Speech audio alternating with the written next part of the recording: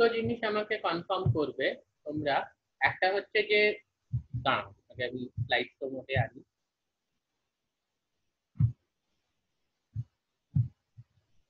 Slide দেখা যাচ্ছে, আমার গলা শোনা যাচ্ছে, তাই তো? হ্যাঁ স্যার, শোনা যাচ্ছে। আর দ্বিতীয়ত হচ্ছে, হ্যাঁ হ্যাঁ, ইয়েতে ওখানে রেকর্ডিং লেখা আছে, তোমাদের স্ক্রিনে রেকর্ডিং লেখা আছে, তাই তো? হ্যাঁ স্যার, ওকে, তো late us start.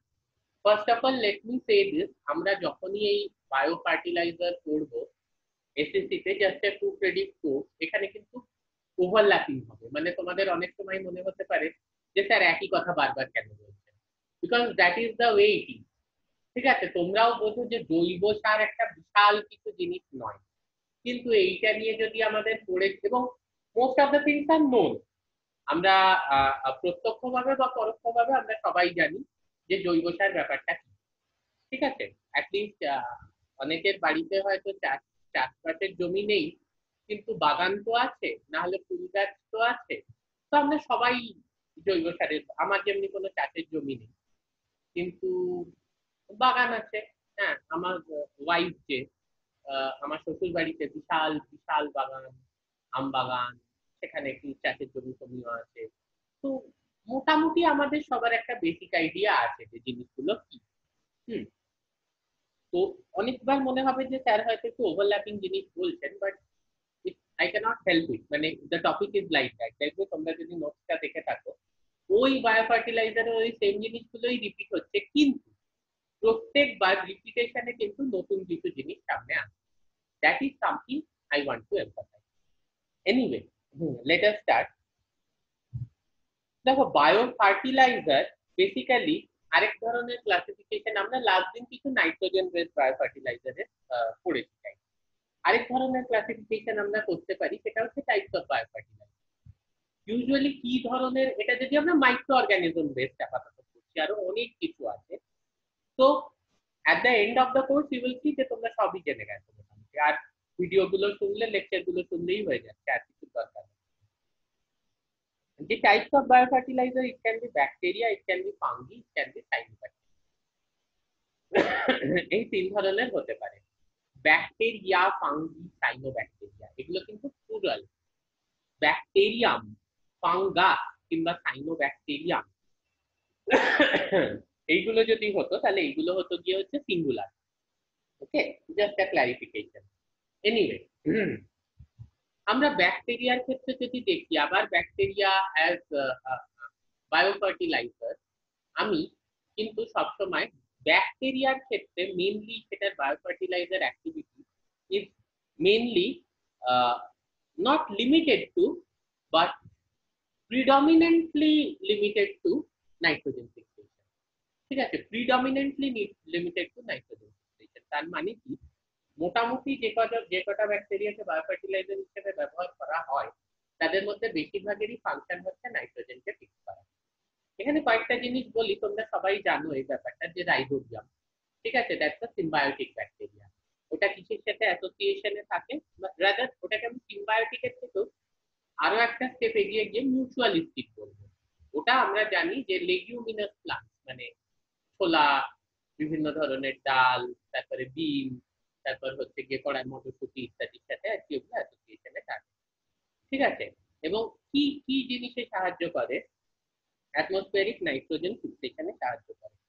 What is atmospheric nitrogen fixation? না মানে নাইট্রোজেনটাকেও অ্যামোনিয়া ফর্মে, ডাইনাইট্রোজেন যেটা আছে সেটাকেও অ্যামোনিয়া ফর্মে ইউজ করছে। ঠিক আছে, আরো কিছু এই ধরনের ফ্রি লিভিং মোটামুটি আমরা বলতে পারি বায়োফার্টিলাইজার আছে যারা নাইট্রোজেনকে ফিক্স করে, ব্যাকটেরিয়াল বায়োফার্টিলাইজার, যেমনি অ্যাজোটোব্যাক্টার, ঠিক আছে, কিংবা অ্যাজোস্পিরিলাম। এইবারে কয়েকটা জিনিস আমি তোমাদেরকে বলি যেগুলো হয়তো তোমরা জানতে না। এতদিন রাইজোবিয়াম কথাটা শুনলেই মাথায় আসছে যে ছোলা গাছ আছে, ছোলা গাছের রুটের সঙ্গে বেঁধে এরকম গোল গোল গোল গোল নডিউল তৈরি করেছে এবং নাইট্রোজেন ফিক্স করেছে। It's not always the case. ঠিক আছে, রাইজোবিয়াম কিন্তু বেসিক্যালি ওটা এমনি ফ্রি লিভিং সয়েলেও এক্সিস্ট করে, মানে সবসময় যে ওটা একটা সিম্বায়োটিক অ্যাসোসিয়েশনে এক্সিস্ট করবে এর কিন্তু কোনো মানে নেই। এখানে আমি তোমাদেরকে দুটো জিনিস একটু ক্লিয়ার করে দিই। সেটা হচ্ছে, আমি সিম্বায়োটিক বললাম, সিম্বায়োটিক বললাম আরেকটা স্টেপ এগিয়ে গিয়ে আমি বলবো মিউচুয়ালিস্ট। এই দুটো কথার মধ্যে কিন্তু একটু পার্থক্য আছে, আমরা দুটোকে সিমিলার ভাবে ইউজ করি। সিমবায়োটিক কথাটা মানে হচ্ছে, সিম মানে হচ্ছে টুগেদার, বায়োটিক মানে হচ্ছে টু লিভ। যারা দুজন একে অপর, যে দুটো জিনিস একে অপরের সঙ্গে থাকে তারাই কিন্তু সিমবায়োটিক, বাট নট ইউজুয়ালি দে আর মিউচুয়ালিস্টিক। ওকে, এটা যে মিউচুয়ালিস্টিক তারা সবসময় হবে এরকম কিন্তু হয় না। মিউচুয়ালিস্টিক হচ্ছে যারা একে অপরের সাহায্য করে বা একে অপরের হেল্প করে। ঠিক আছে, বোঝা যাচ্ছে কনসেপ্টটা? অভয়, শুনতে পাচ্ছ? হ্যাঁ স্যার পাচ্ছি। মিউচুয়ালিস্টিক আর সিম্বায়োটিকের পার্থক্য বলতে পারবে যেটা বললাম? স্যার আরেকবার বলুন। আরেকবার বলছি।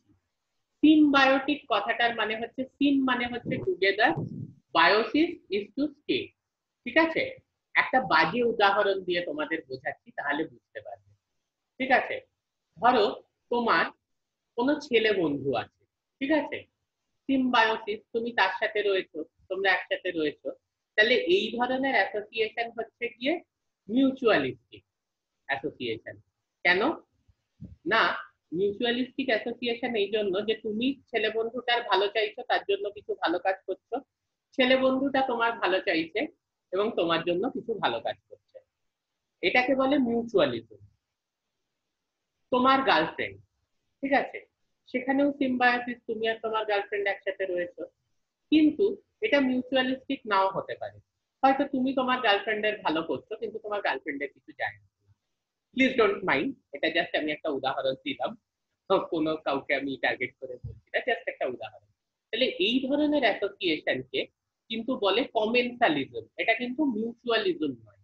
আমরা বায়ো ফার্টিলাইজারে এই টার্মগুলো বহুবার করবো, মিউচুয়ালিজম, কমেন্সালিজম ইত্যাদি, যার জন্য আমি বলছি এটাকে বলে কমেন্সালিজম, মানে একজন নিউট্রাল, তোমার গার্লফ্রেন্ডের কিছু যাচ্ছে আসছে না, ঠিক আছে, কিন্তু তুমি কিন্তু তোমার গার্লফ্রেন্ডের ভালো চাইছো, তার মানে তোমার গার্লফ্রেন্ড বেনিফিটেড হচ্ছে অথচ তুমি নিউট্রাল থেকে যাচ্ছ, তোমার গার্লফ্রেন্ড বেনিফিটেড হচ্ছে, তুমি নিউট্রাল থেকে যাচ্ছ।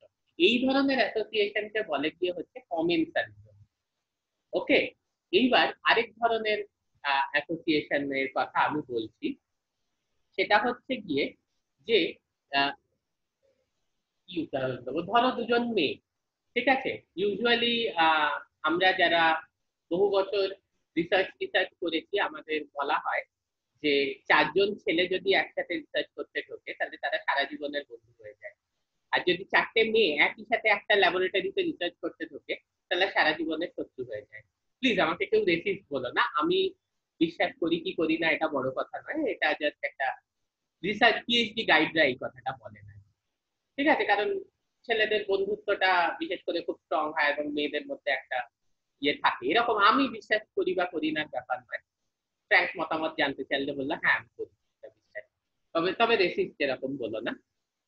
তো এইবার দুটো মেয়ে যদি একসাথে বন্ধুত্ব হয় তখন কি হবে, দেখা যাবে কম্পিটিশন, আমাকে সুন্দর দেখতে না আমাকে সুন্দর দেখতে, আমি বেটার জামা কাপড় পরছি না ও বেশি সুন্দর জামা কাপড় পরছে, আমি পড়াশোনায় বেশি নম্বর পাচ্ছি না ও পড়াশোনায় বেশি নম্বর পাচ্ছে, বা আমার দুইটা বেশি সুন্দর না ওর দুইটা বেশি সুন্দর। তাহলে ওরাও কিন্তু সিম্বায়োটিক অ্যাসোসিয়েশনে আছে, কিন্তু this is known as competition. তাহলে সিম্বায়োসিস ক্যান বি মিউচুয়ালিজম যেখানে both are benefited, symbiosis can be your things like যেটা বললাম, কি বললাম, কমেন্সালিজম। কমেন্সালিজমে হচ্ছে গিয়ে একজন বেনিফিটেড হচ্ছে এবং অন্যজন নিউট্রাল থাকছে, তার কোনো ক্ষতি হচ্ছে না, সে নিউট্রাল থাকছে। আর আরেকটা হচ্ছে কম্পিটিশন, কম্পিটিশনে এক দুটো মেয়ের মধ্যে একজন বেনিফিটেড হচ্ছে অন্যজনের কিন্তু ক্ষতি হয়ে যাচ্ছে। তিন ধরনের অ্যাসোসিয়েশনই কিন্তু সিম্বায়োটিক অ্যাসোসিয়েশন। এইবার আমরা রাইজোবিয়াম এবং লেগুমিনাস প্লান্টের মধ্যে কিন্তু যে সিম্বায়োটিক অ্যাসোসিয়েশনটা পাই, that can be called mutualism. কিন্তু আমরা ধরো azotobacter, that is a free living bacteria, তাহলে এটা যদি প্ল্যান্টের রাইজোস্ফিয়ারে থাকে, মানে রুটের আশেপাশে থাকে, এ নাইট্রোজেন ফিক্স করে দিচ্ছে, তাহলে প্ল্যান্টের জন্য উপকার হচ্ছে, কিন্তু ও কিন্তু সেইভাবে উপকার পাচ্ছে না কিন্তু ক্ষতিও হচ্ছে না। অ্যাজোটোব্যাক্টার প্লান্টের উপকার করছে নাইট্রোজেন ফিক্স করে, তো সেইভাবে উপকৃত হচ্ছে না, যেহেতু ডাইরেক্ট কোনো অ্যাসোসিয়েশনে নেই, একটা লুজ অ্যাসোসিয়েশনে আছে, এবং ও ইয়ের থেকে আর কি তোমার রাইজোস্ফিয়ারের থেকে সেভাবে কিছু পাচ্ছে না, কিন্তু ওই রুটের আশেপাশের যে অঞ্চলটা রাইজোস্ফিয়ারের থেকে নাইট্রোজেন ফিক্স করছে। This is known as commensalism. Okay, এরপর আমরা একটা কম্পিটিশনে বা বা উদাহরণ পড়ব, ঠিক আছে? ওকে, তাহলে এই এই জিনিসটা ক্লিয়ার হলো? অভয়, কি হলো? অভয় আমার উদাহরণ শুনে পালিয়ে টালিয়ে গেল নাকি? অভয়, না স্যার, হ্যাঁ বুঝলাম স্যার। বুঝে গেছো তো? এই হ্যাঁ স্যার, উদাহরণগুলো ঠিক আছে। মাথায় রাখবে আর ভুলবে না, আর এই উপদেশগুলোও মাথায় রাখবে আর ভুলবে ঠিক না। আছে বুঝেছো? দুটোই মাথায় রাখো। ঠিক আছে ঠিক আছে স্যার। ওকে, ঠিক আছে। না, জাস্ট জোকিং। যেটা বলছিলাম, নেক্সট হচ্ছে, মানে এই উদাহরণগুলো শুনে এই অলি আর সায়দা এরা তো মনে মনে আমাকে যা গালাগাল দিচ্ছে, না বলাই ভালো। যাই হোক, নেক্সট আমরা চলে আসছি গিয়ে হচ্ছে ফানজাই। হ্যাঁ, এই ফাঙ্গাস এরাও কিন্তু একটা সিম্বায়োটিক অ্যাসোসিয়েশনে থাকে, ঠিক আছে? এই ধরনের সিম্বায়োটিক অ্যাসোসিয়েশন কিন্তু আমরা মিউচুয়ালিজম বলতে পারি। এরা কি? এরা হায়ার প্ল্যান্টস এর সাথে, যারা হায়ার প্ল্যান্টস হয় মানে অ্যাঞ্জিওস্পার্ম, তাদের রুটের সঙ্গে অ্যাসোসিয়েশনে থাকে, ঠিক আছে? এই ধরনের অ্যাসোসিয়েশনকে বলা হয় মাইকোরাইজা। এক্ষুনি বলে দিলাম, এইবারের বায়োফার্টিলাইজারের যে তোমাদের পেপার হবে, ইউনিভার্সিটি পরীক্ষা কন্ডাক্ট করুক বা আমি কলেজে পরীক্ষা কন্ডাক্ট করি, কোয়েশ্চেন আছে মাইকোরাইজা, ঠিক আছে? মাইকোরাইজা কি?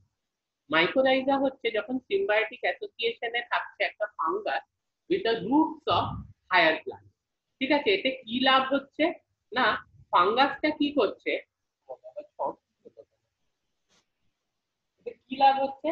না, ফাঙ্গাসটা কি করছে, সে বেসিক্যালি, আমরা জানি যে ফাঙ্গাস কিছু স্যাপ্রোফাইটিক জুস রিলিজ করে, যার মাধ্যমে কিন্তু ইভেন রক যেগুলো রয়েছে মানে শিলা টিলা যেগুলো রয়েছে সেগুলোর মিনারেলও সলিউবলাইজ হয়ে যায়, ঠিক আছে? তো এইখানে ফাঙ্গাস কি করছে, মাটির মধ্যে যে উইদার্ড রক রয়েছে মানে রক টক শিলা টিলা ভেঙে যে মিনারেলস গুলো আসছে, সেগুলোর থেকে ফসফরাস অ্যাবজর্ব করতে সাহায্য করছে, ঠিক আছে? আর এই এইটা রক মানে সেডিমেন্টারি যে মিনারেলস গুলো আছে, সেখান থেকে ফসফরাস বা পটাশিয়াম এই ধরনের অ্যাবজর্পশনের কাজের ক্ষেত্রে কিন্তু ব্যাকটেরিয়ার থেকে ফাঙ্গাস অনেক এফেক্টিভ, কারণ এগুলো তো রক্সে আছে, রক্সকে ডিজলভ করা কিন্তু অত সোজা নয়। রক্সকে ডিজলভ করার জন্য we need saprophytic juice. Saprophytic juice মানে কি? It contains large amount of enzyme, যেগুলো বিভিন্ন জিনিসকে কিন্তু ডিজলভ করে দিতে পারে, ঠিক আছে? তো এই ফসফরাস ডেসিলিউশনের জন্য কিন্তু ফাঙ্গাস ভীষণ কার্যকরী, এবং মাইকোরাইজা কিন্তু ফসফরাস ডিজলভ করতে সাহায্য করছে। আর কি না, মাইকোরাইজা বদলে কি পাচ্ছে? সালোক সংশ্লেষের মাধ্যমে প্লান্টটা খাবার বানিয়ে দিচ্ছে, দিয়ে মানে ফাঙ্গাস বদলে কি পাচ্ছে? সালোক সংশ্লেষের মাধ্যমে গাছটি খাবার বানিয়ে দিচ্ছে, দিয়ে সে মাইকোরাইজাকে দিয়ে এই ফাঙ্গাসকে দিয়ে দিচ্ছে, তাহলে ফাঙ্গাস খাবার পেয়ে গেল। এবার ও রুটের সঙ্গে অ্যাসোসিয়েশনে আছে, তাহলে ফাঙ্গাস থাকার একটা জায়গাও পেয়ে গেল। তো এইগুলো ফাঙ্গাস পাচ্ছে, এবং গাছটি যে শুধু ফসফরাস ওর খুবই দরকার সেটা পাচ্ছে তা না, আরো কিছু জিনিস, যেমনি tolerance two drought and salinity condition, মানে যদি খরা হয়, হঠাৎ করে খরা হলো, বৃষ্টি হলো না, মাটিতে জল কমে গেল, সেক্ষেত্রে কিন্তু টলারেন্ট হয়ে যাচ্ছে, সেটাকে সহ্য করার ক্ষমতা রাখছে গাছটা। কিভাবে সহ্য করার ক্ষমতাটা রাখছে একটু বুঝিয়ে বলি। সেটা হচ্ছে যে, যে মুহূর্তে ফাঙ্গাসের সঙ্গেও অ্যাসোসিয়েশনে থাকছে, তখন ফাঙ্গাসের মাইসেলিয়াম থাকে। মাইসেলিয়াম মানে হচ্ছে এরকম সরু সরু সরু সরু বড় বড় বড় বড় সুতোর মতো জিনিস। তোমরা অনেকেই হয়তো দেখে থাকবে ফাঙ্গাস, মানে অনেকে মানে সবাই দেখেছো, আমাদের জামা কাপড়ে গজায়, কিংবা কোনো একটা স্যাঁতস্যাঁতে জায়গায় ভিজে কিছু রেখে দিলে গজায়, পাউরুটি যদি বহুদিন স্যাঁতস্যাঁতে ভাবে ফেলে রাখো সেখানে গজিয়ে যাবে। তো ওই যে মাইসেলিয়াম গুলো বড় বড়, বা প্র্যাকটিক্যালও করেছো ক্লাস 12-এ, ওইগুলো অনেক মাটিতে নিচে অব্দি চলে যাবে, এবং গিয়ে যে ভূগর্ভস্থ জল মানে একেবারে নিচে না, মাটির মধ্যে যে ভূগর্ভস্থ জল রয়েছে বা মাটির মধ্যে যে ময়েশ্চারটা রয়েছে, সেই ময়েশ্চারটাকে টেনে নেবে, নিয়ে সেটাকে কিন্তু প্লান্টের ওয়াটার সোর্স হিসেবে প্রোভাইড করবে। তাহলে কি হবে, এই ধরনের অবস্থায় একটু ড্রাউট রেজিস্ট্যান্ট হয়। আবার স্যালিনিটি, ধরো নুনের মাত্রা খুব বেড়ে গেছে মাটিতে কোনো কারণে, যেটা অতিরিক্ত এমনি কেমিক্যাল ফার্টিলাইজার ব্যবহার করার পর বা ফলে বা কেমিক্যাল পেস্টিসাইড ব্যবহার করার ফলে এটা হয়েই থাকে, ঠিক আছে। তো এই এই যে ব্যাপারটা, যে কেমিক্যাল ফার্টিলাইজার একটি কৃষি জমিতে বহুদিন ব্যবহার হয়েছে বা পেস্টিসাইড ব্যবহার হয়েছে, তার কারণে স্যালিনিটি বা নুনের মাত্রা বেড়ে গেছে। এইখানে ফাঙ্গাসের একটা ভীষণ ক্ষমতা আছে নুনকে অ্যাবজর্ব করে নেয়া, মানে ওই নুনটা মাটির থেকেও শোষণ করে নেবে এবং ভেঙে দেবে। এই ক্ষমতাটাও কিন্তু ফাঙ্গাসের আছে। তাহলে মাটি কিছুটা নিচ থেকে যে মাটিতে যে ময়েশ্চার আছে সেটাও টেনে এনে প্লান্টের রুটকে দিয়ে দিচ্ছে এবং প্লান্টের রুটের চারপাশে যে মাটিতে নুন বেশি সেটাকেও অ্যাবজর্ব করে নিয়ে ভেঙে দিচ্ছে। আর কি, রুট বোর্ন প্যাথোজেন, মানে রুট বোর্ন প্যাথোজেন এইখানে একটা দেখো খুব সুন্দর এক্সাম্পল, সিম্বায়োসিস কিন্তু কম্পিটিশন। কি ধরনের কম্পিটিশন? প্রিডেশন। প্রিডেশন মানে খেয়ে ফেলছে একে অপরকে। আমরা জানি ফাঙ্গাসের আশেপাশে যদি that was very close man, পুরো বাড়ির মধ্যে ইয়ে, আই ডোন্ট নো, মানে এই অবস্থায় মোবাইল টোবাইল চালানো উচিত কিনা, মারাত্মক কাজ করছে পুরো বাড়ির মধ্যে লাইফ টাইম। এনিওয়ে, যেটা বলছিলাম আমি তোমাদেরকে সেটা হচ্ছে যে এরকম অবস্থায়, ঠিক আছে। তো রুট বোর্ন প্যাথোজেন মানে হায়ার প্ল্যান্টের যে রুট আছে তার আশেপাশে কিন্তু অনেক ধরনের মাইক্রো অর্গানিজম গ্রো করে, যেগুলো কিন্তু প্লান্টের জন্য প্যাথোজেন বা প্লান্টের ক্ষতি করে দেয় বা প্লান্টের রোগের জন্য রেসপন্সিবল, ঠিক আছে। এরকম একাধিক ব্যাকটেরিয়া ভাইরাস আছে যেগুলো প্লান্টের রোগের জন্য রেসপন্সিবল। কিন্তু প্লান্টের মানে এগুলোকে রুট বোর্ন প্যাথোজেন কেন বলে না, প্লান্টের কাণ্ড বা রুটের চারদিকে কিন্তু এইগুলো থাকে, এই ধরনের ব্যাকটেরিয়া ইত্যাদি থাকে। কিন্তু সেই প্লান্টের সাথে যদি ফাঙ্গাস অ্যাসোসিয়েটেড থাকে মানে মাইক্রোরাইজি, ঠিক আছে, সেই অবস্থায় কিন্তু ওই ব্যাকটেরিয়া গুলো কোনো ক্ষতি করতে পারবে না। কেন না, দেখো ওখানে ব্যাকটেরিয়া ফাঙ্গাস দুজনে কিন্তু সিম্বায়োটিক, একে অপরের পাশাপাশি থাকছে কোথায়, প্লান্ট রুটে। কিন্তু ওই ফাঙ্গাসটা কিন্তু ওই ব্যাকটেরিয়াটাকে খেয়ে ফেলবে বা মেরে দেবে বা নষ্ট করে দেবে। তাহলে এই ধরনের অ্যাসোসিয়েশনকে বলে ইন্টারস্পেসিফিক কম্পিটিশন বা প্রিডেশন। মানে সিম্বায়োসিস, একে অপরের সাথে আছে কিন্তু একজনের ক্ষতি হচ্ছে একজনের লাভ হচ্ছে, ব্যাকটেরিয়াটার ক্ষতি হচ্ছে গিয়ে লাভ হচ্ছে গিয়ে হচ্ছে ফাঙ্গাসটার। আমরা খুব ফেমাস এক্সাম্পল জানি, সেটা হচ্ছে পেনিসিলিনের এক্সাম্পল। সাইলা, একটু বলো তো পেনিসিলিন আবিষ্কারের ব্যাপারটা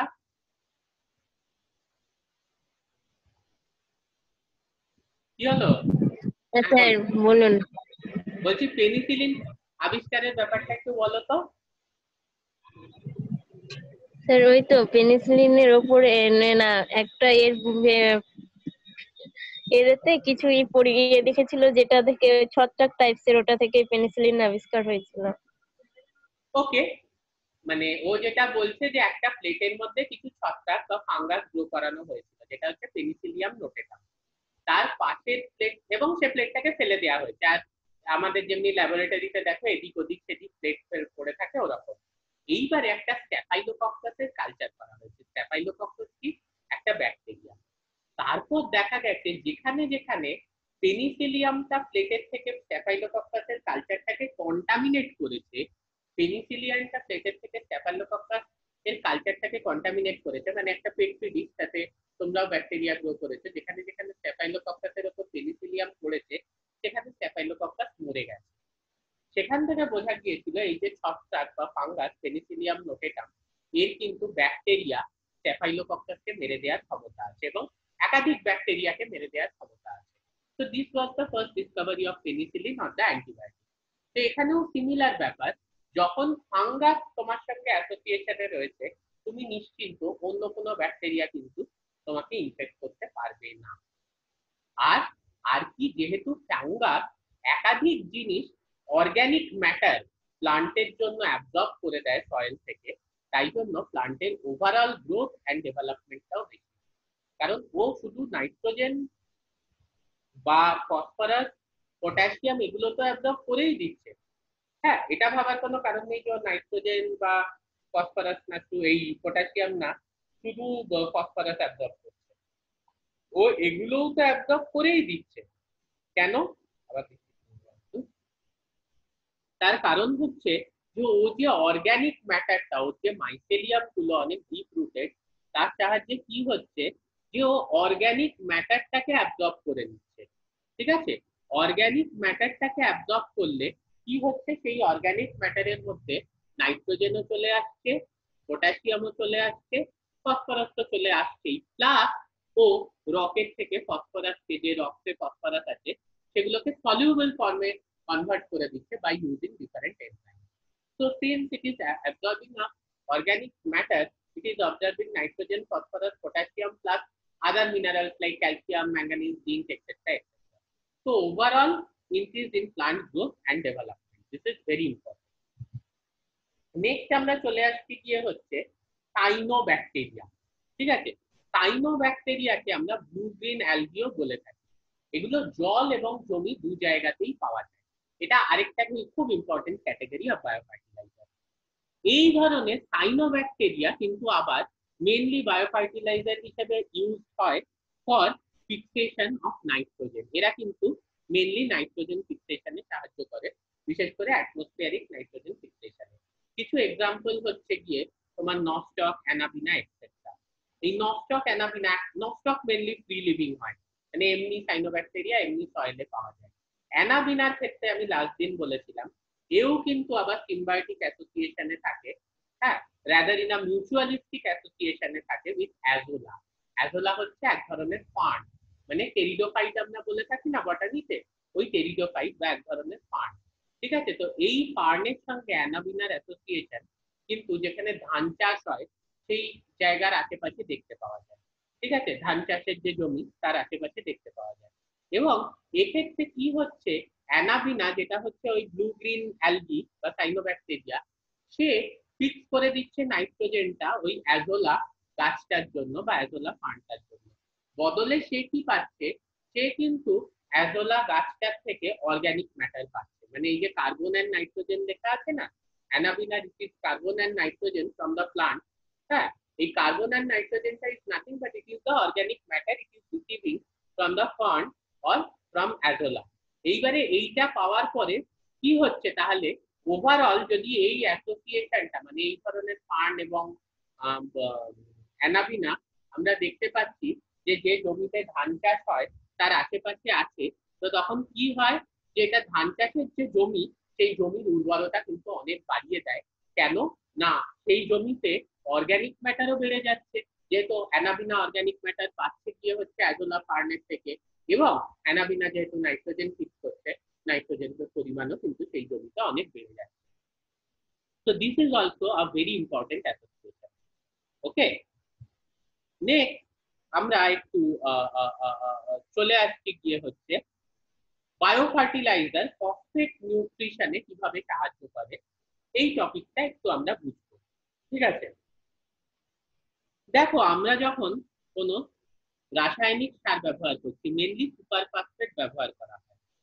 কেন ব্যবহার করা হয় না, ট্রপিক্যাল সয়েলস, যেগুলো ট্রপিক্যাল সয়েলস মানে বিষুব রেখার থেকে মোটামুটি আমাদের কর্কটক্রান্তি রেখা বা ওইদিকে মকরক্রান্তি রেখা এই অবধি যে জায়গাটা, সেটাকে আমরা ট্রপিক বলে থাকি। বিষুব মানে কর্কটক্রান্তি রেখার থেকে মকরক্রান্তি রেখা অবধি এই জায়গাটাতে। তা আমাদের কলকাতা হচ্ছে গিয়ে ট্রপিক্যাল রিজিয়নে, কিন্তু মুর্শিদাবাদ হচ্ছে সাবট্রপিক্যাল রিজিয়নে।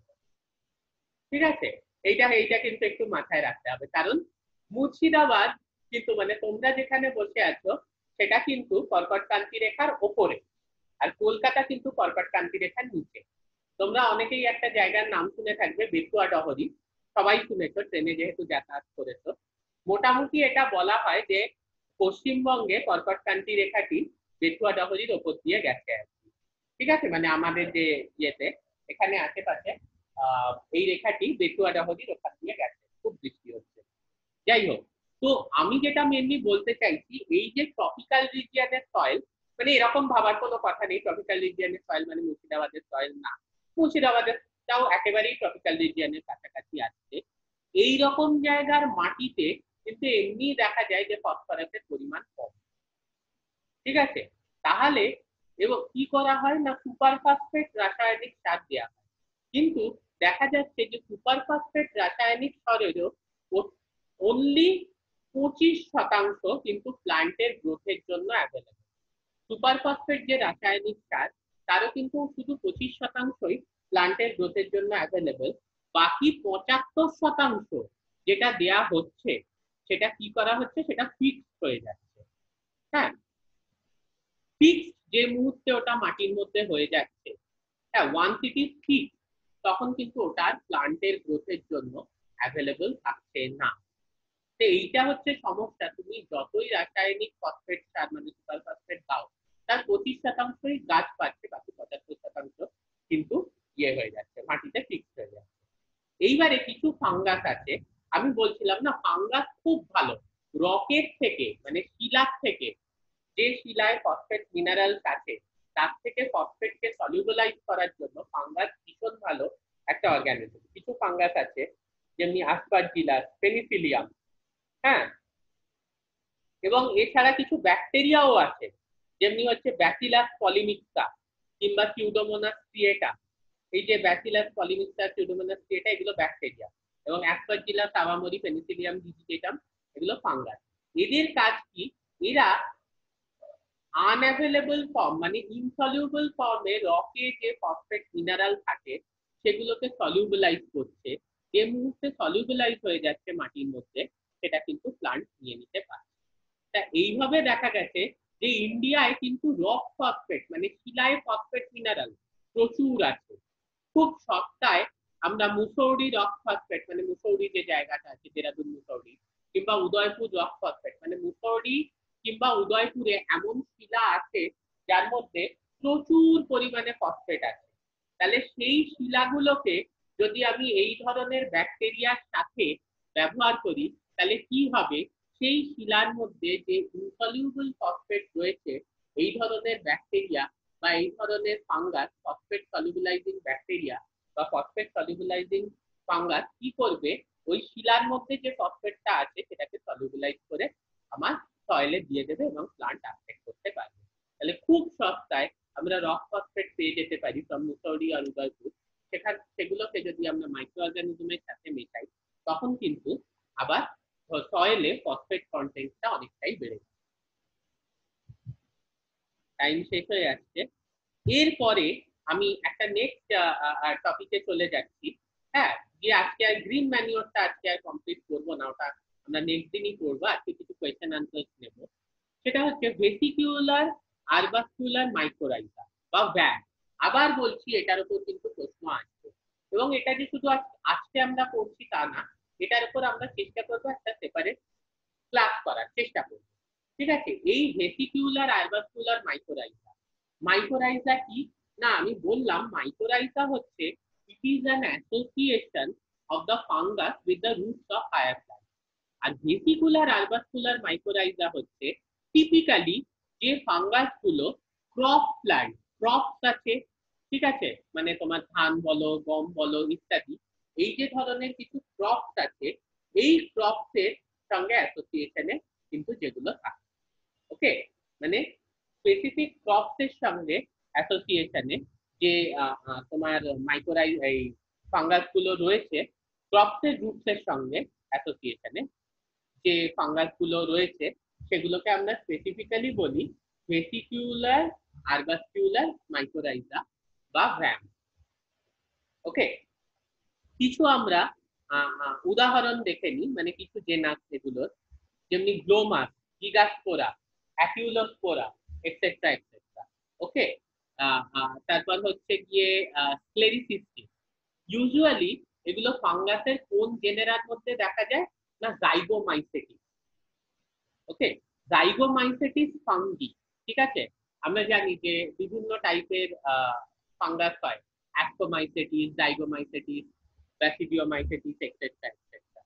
তা এই ধরনের ইউজুয়ালি আমরা দেখতে পাই হচ্ছে এই ধরনের ভ্যাম কোন ক্যাটাগরিতে বিলং করছে না জাইগোমাইসেটিস ফাঙ্গাসে বিলং করছে। আর এগুলো ভেসিকুলার আরবাস্কুলার মাইক্রোরাইজা এরা রুটস এর সঙ্গে অ্যাসোসিয়েশনে থাকে, স্পেসিফিক্যালি ক্রপ প্ল্যান্টস এর রুটস এর সঙ্গে। এরা কিন্তু অব্লিগেট সিম্বায়ন্ট। অব্লিগেট সিম্বায়ন্ট কথাটার মানে কি? না, সিম্বায়ন্ট কথাটার মানে এতক্ষণে আমরা বুঝেই গেছি। সিম্বায়ন্ট মানে হচ্ছে যে সিম্বায়োটিক অ্যাসোসিয়েশনে থাকে, ঠিক আছে? সিম্বায়োটিক অ্যাসোসিয়েশনে থাকছে তার সাথে of the root of the plant. Obligate symbiont মানে হচ্ছে এ কিন্তু ওই ক্রপ প্ল্যান্টের রুটের সঙ্গে যদি একসাথে না থাকে বাঁচতেই পারবে না। অব্লিগেটারি মানে বাধ্যতামূলক, একে বাধ্যতামূলক ভাবে অব্লিগেটারি বা বাধ্যতামূলক একে যদি বাঁচতে হয় একে ক্রপ প্ল্যান্টের রুটের সঙ্গেই কিন্তু থাকতে হবে। তুমি কোনো সিনথেটিক মিডিয়ায়, যেমনি তোমরা ল্যাবে দেখেছো লুরিয়া ব্রথ, এলবি বা এলবি অ্যাগার, এইসব সিনথেটিক মিডিয়ায় কিন্তু তুমি এদেরকে কোনোভাবেই কালচার করতে পারবে না। এরা কি করে? এরা মারাত্মকভাবে প্ল্যান্টের ফসফেট নিউট্রিশনটাকে হেল্প করে। কিভাবে? বারবার বলছি, আর বলবো না। ওই ইনঅর্গানিক ফসফেট, যেটা এই রকে যে ইনসলিউবল ফসফেট আছে সেগুলোকে সলিউবলাইজ করে ইউজ করে। আর এরা কিন্তু প্যাথোজেন, মানে এই যে ক্রপ প্লান্ট, হ্যাঁ, আমাদের যে শস্য, তার নষ্ট হয়ে যাওয়ার একটা মূল কারণ হচ্ছে যে ক্রপ প্লান্টসের সঙ্গে, রুটের সঙ্গে একাধিক কিন্তু মাইক্রো অর্গানিজম, যেগুলো আর কি প্যাথোজেনিক, মানে বিভিন্ন অসুখ কজ করছে ক্রপ প্লান্টসে, সেগুলো অ্যাসোসিয়েটেড থাকে। Once this VAM is associated with the crop plant, these microorganisms are rendered ineffective. কেন? না, ফাঙ্গাস যেহেতু, ফলে ক্রপ প্ল্যান্টের রুটের সঙ্গে অন্য যে মাইক্রোব গুলো যুক্ত আছে সেগুলোকেও খেয়ে ফেলবে বা নষ্ট করে দেবে। Again symbiosis but a negative association. ঠিক আছে? আমরা দেখতে পাচ্ছি যে মোটামুটি 25 থেকে 30%, মানে দ্যাট ইজ হিউজ অ্যামাউন্ট, রাসায়নিক ফসফেট ফার্টিলাইজার কিন্তু বাঁচিয়ে দেয়া যাবে যদি আমরা ভ্যাম বা ভেটিকুলার আরবাসকুলার মাইক্রোরাইজার দিয়ে ইনকুলেট করে দিই। ইনকুলেট করে দিই মানে ক্রপ প্ল্যান্টের রুটগুলোকে সঙ্গে এই ধরনের ভেটিকুলার আরবাসকুলার মাইক্রোরাইজার বা ভ্যামকে যুক্ত করে দিতে পারি। ছড়িয়ে দিয়ে, বা কিভাবে যুক্ত করবো, ওই ফাঙ্গাসের কালচারের মধ্যে রেখে দিলাম ক্রপ প্ল্যান্টের সিডগুলোকে, বা ওই ফাঙ্গাসের যে কালচারটা আছে তার মধ্যে একবার চুবিয়ে নিলাম, ধরো ধান গাছের যে প্লান্টলেটস গুলো সেগুলোকে একবার চুবিয়ে নিলাম, বা মাটিতে ছড়িয়ে দিলাম। ঠিক আছে? এর মাধ্যমে এমন কিছু করলাম যাতে ওই প্লান্টের রুট গুলোয় এই ফাঙ্গি গুলো গিয়ে ইনফেকশন করে, এই কথাটা বলছি। ঠিক আছে? কিন্তু প্লান্টটার কোনো ক্ষতি করছে না, অন্য ব্যাকটেরিয়া ক্ষতি করতে এলে তাকে মেরে দিচ্ছে। আর এইভাবে ইনকুলেটেড অবস্থায় থাকলে কিন্তু অবশ্যই এটা খুবই একটা এফিশিয়েন্ট ম্যানার, যার মাধ্যমে আমি রাসায়নিক সারের যে কনজাম্পশন সেটাকে প্রায় 25 থেকে 30% কমিয়ে দিতে পারি। মোস্ট ইম্পর্টেন্ট এটার যেটা হচ্ছে, দিস ইজ আ পার্সপেক্টিভ, একটা দৃষ্টিকোণ, যেটার মাধ্যমে কিন্তু আমরা বায়োফার্টিলাইজারকে দেখি। Maybe biofertiliser single-handedly is not enough to promote cultivation of crops. শুধু বায়োফার্টিলাইজার বা জৈব সারের মাধ্যমে বা জৈব সারের ইউজ করে কিন্তু আমরা কৃষি কাজ করতে পারবো না, কারণ শস্যের উৎপাদন অত বেশি হবে না। কিন্তু this is a way where we can use biofertilizer to complement, মানে সাহায্য করছে রাসায়নিক সারকে, এবং রাসায়নিক সারের প্রয়োগ কিন্তু আস্তে আস্তে অনেকটাই কমিয়ে আনতে পারে। এইটা কিন্তু বায়োফার্টিলাইজারের সাহায্যে করা যেতে পারে, যে আমরা রাসায়নিক সারের প্রয়োগটা অনেকটা কমিয়ে আনতে পারি by complementing it with biofertilizer. Okay, I stop here. কারোর কোনো কোয়েশ্চেন থাকলে, we have a little bit time, 4 minute আছে, 3 মিনিট আছে, জিজ্ঞেস করো, একটা কোয়েশ্চেন নিতে পারি। আর রেস্ট অফ দ্য কোয়েশ্চেন স্বচ্ছন্দে আমাকে হোয়াটসঅ্যাপে করতে পারো।